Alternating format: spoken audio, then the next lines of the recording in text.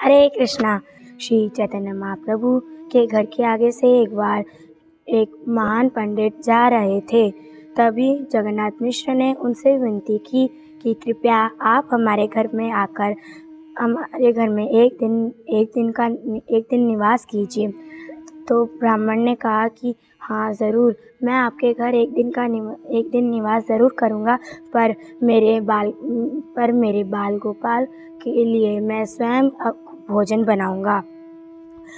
तो उन्होंने कहा कि हाँ, आप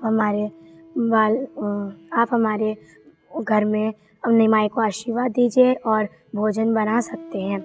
तभी ब्राह्मण ने भोजन बनाना आरंभ किया और उनके भोजन बनाने के बाद जैसे ही वो भोग लगाने का मंत्र बोलने लगे, तभी निमाई आकर सारा भोजन जूठित कर दिया।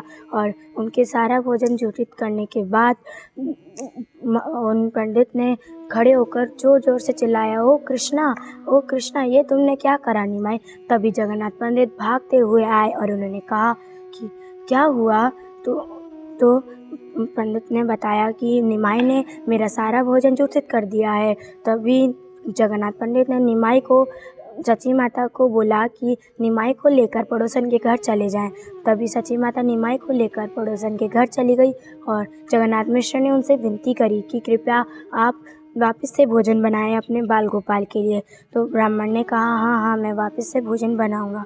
तभी ब्राह्मण ने वापस से भोजन बनाया और जैसे ही उन्होंने वापस से भोग लगाना आरंभ किया, तभी निमाई आकर फटाफट से सारा भोजन खा लिया। और फिर से ब्राह्मण चिल्लाए, हरे कृष्णा, ओ कृष्णा, ये क्या कर दिया निमाई तुमने।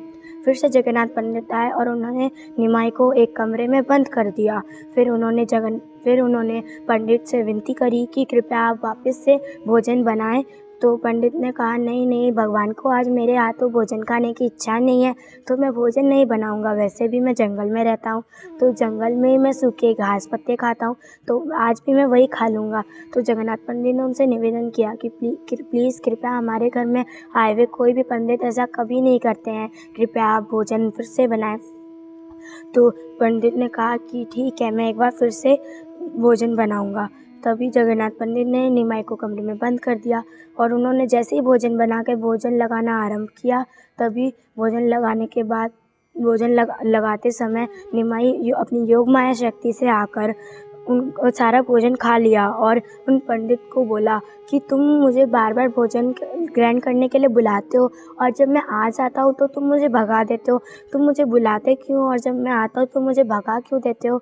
तो ब्राह्मण ने कहा, मुझे क्षमा कर दीजिए प्रभु, मेरे से बहुत बड़ी भूल हो गई है, मैं आपको पहचान नहीं पाया, मुझे क्षमा कर दीजिए।